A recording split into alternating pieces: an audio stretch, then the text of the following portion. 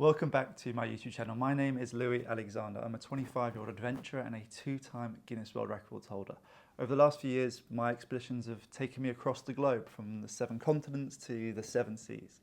And in today's video, I want to break down my toughest 3 marathons to date, looking at everything from the conditions, the weather, the wildlife, the logistics, everything that makes running marathons in remote locations so difficult, whether it's the hot, the cold, the humid, or everything in between.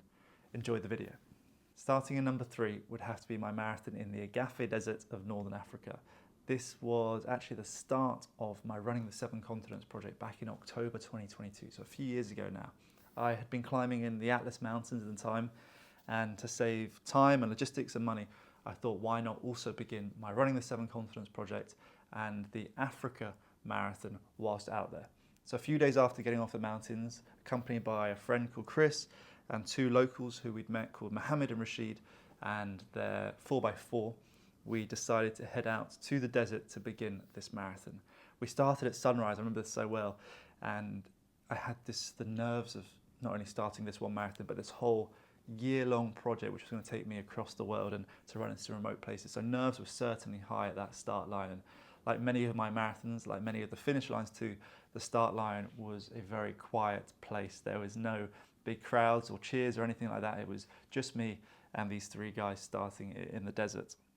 I started very slowly, pacing myself, but also aware that I wanted to get as many miles in before the sun fully came up, because by midday we'd be looking at 40 degrees plus in the desert. So time and watching the pace was very important, which usually is not too important for some of my marathons. Chris was there to support and to run with me too at times, and he ended up running over half the marathon. And naively, I'd asked Mohammed and Rashid in this vehicle. The vehicle was carrying everything from food and water and sun cream, very important for a redhead in the desert, and any other sort of supplies we may need. And naively, I'd asked them to stay a few hundred yards ahead. I really wanted to feel like I was on my own in this desert, and really for the most part I was. As I started running the first 10 kilometers, I looked to my left, there was nothing to my right, nothing behind me, nothing. No buildings, no people, nothing. And about 14 kilometers in, all I could really hear was 2 things. I could hear my own footsteps as they're brushing along the ground, along this cracked sort of deserty ground. And I could also hear my own breathing, as I was breathing very heavily, trying to get through this first marathon, this first leg of the project. And suddenly, about 14 kilometers in, my footsteps were joined by other footsteps. And these footsteps behind me got louder and louder and closer and closer. And I turned around to see around a dozen wild dogs chasing me through the desert. It sounds ridiculous, and the truth is, before starting this project, I'd read so many books about adventurers and explorers being chased by wild dogs and wild animals, and I always thought they were trying to sell a book or a film. I realised in that moment, at 23 years old, running through the Agafay Desert, it was far from a ploy to sell more books. It was very real. And those who have maybe come to my talks or listened to any of my podcasts I've done, they'll know the story of how it went. But essentially, I was saved that day by Mohammed and Rashid, without a doubt, and who knows what would have happened without them. But after a little bit of a nervous few minutes, we were able to get through and get by, and Mohammed and Rashid came up with a tactic whenever we saw any more wild dogs to use the sound of the engine in the vehicle to scare them off. We were very lucky that day to get through. It was a real lesson for me at the start of this project about how important the support crews and the people I put around me are to the safety and the success of that project. So that was just the first 14 kilometers of the marathon. We still had over 28 kilometers to go. And as we got later into the marathon, the more we got later into the morning too, and the sun coming up and it getting hotter and hotter, and we did hit 40-degree temperatures in the end. I remember at some points Mohammed and Rashid pouring this water into my hat. I was wearing this hat to cover my face and my neck as much as possible, and I remember as soon as I put the hat back on, within 10 seconds it had dried. It was so hot and it was so humid. It was a real challenge. So staying hydrated, staying fueled, staying protected in terms of sun protection was a real challenge. And I remember finishing that marathon and just feeling this utter relief. No joy, no celebration, just relief that it was over, and getting back into the vehicle and driving back through the desert for a few more hours until we got to our accommodation that evening was a real relief. That's the only word I can use to explain a marathon through the desert. At number 2 would have to be my marathon through the Amazon rainforest. This was part of the same running project as the 7 continents before. This was for the South American leg, and I'd always dreamed, since I was a child really, of visiting the Amazon, hearing stories of the communities and the wildlife and everything the most biodiverse place in the world has to offer. And during this project, I knew it was the perfect opportunity to visit. The only thing was, when I was looking at the logistics, I spent months and months working on it, and I really want to try and avoid running in just lots of the populated cities that live in the Amazon, such as in Brazil or in Ecuador. I actually really wanted to run in the heart of the Amazon.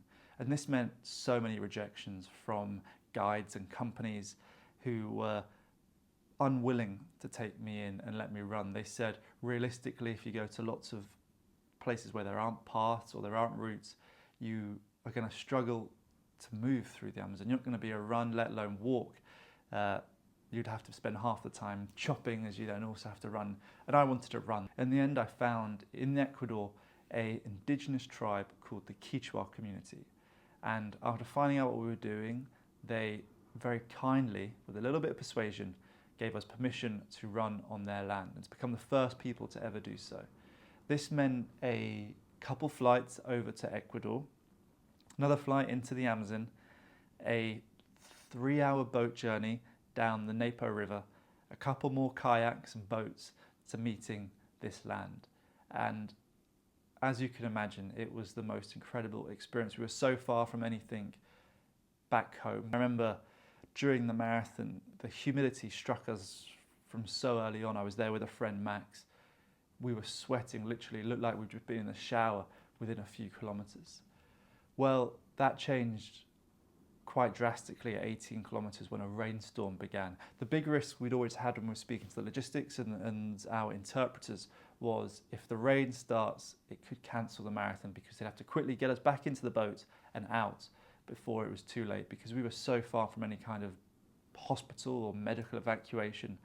And I remember a rainstorm starting at 18 kilometers, and it just came down. The heavens opened well and truly, and everything just got soaked. Everything. Anyone who's ran in the rain or potentially in wet clothes will know the issues that can cause for chafing. It was horrendous. Well, that rainstorm lasted until 38 kilometers. So we had a good maybe 2.5 hours of non-stop rain. It was brutal.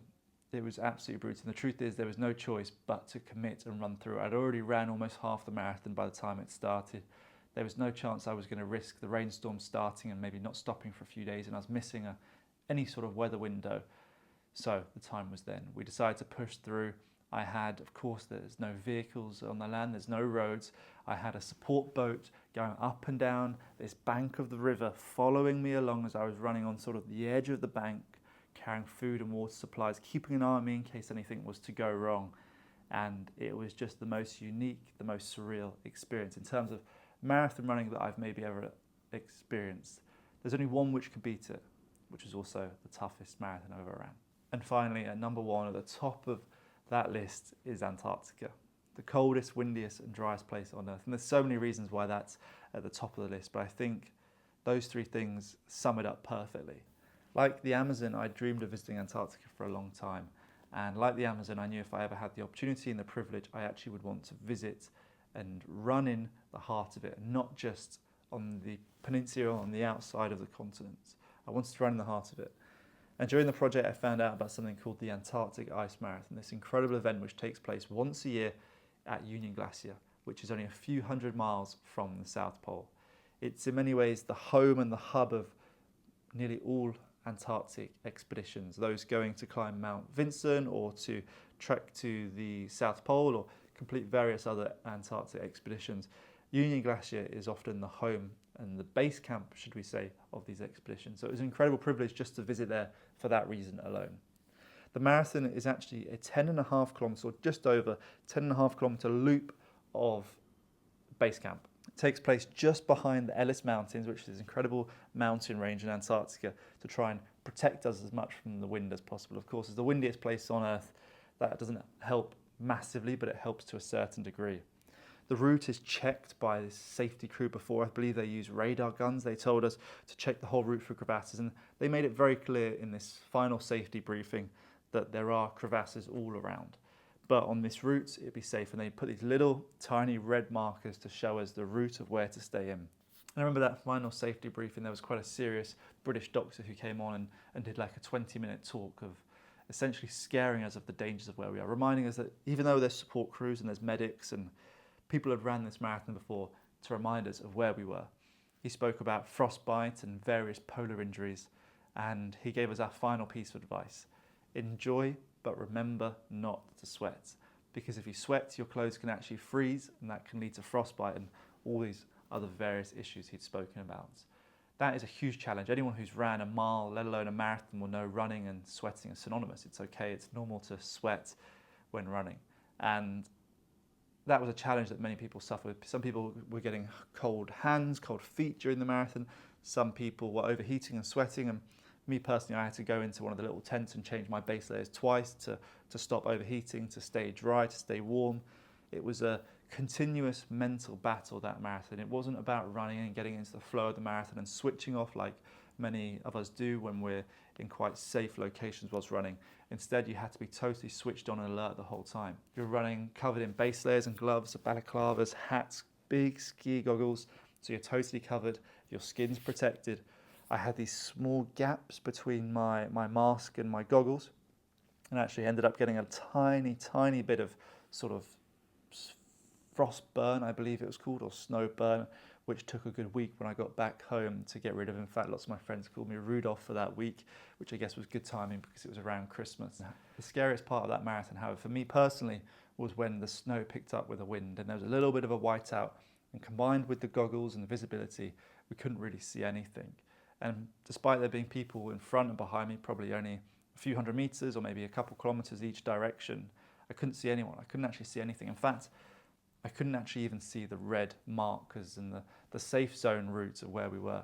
And for a few moments I just paused in the fear that I'd ran out of the route and hit a crevasse field, and just paused and let that snow come down, check the markers, check I was on the right route, and continued. But for those few moments it was incredibly scary, incredibly lonely. But in the end the marathon took over 6 hours for me, slow by marathon standards, but I guess a decent time considering where we were.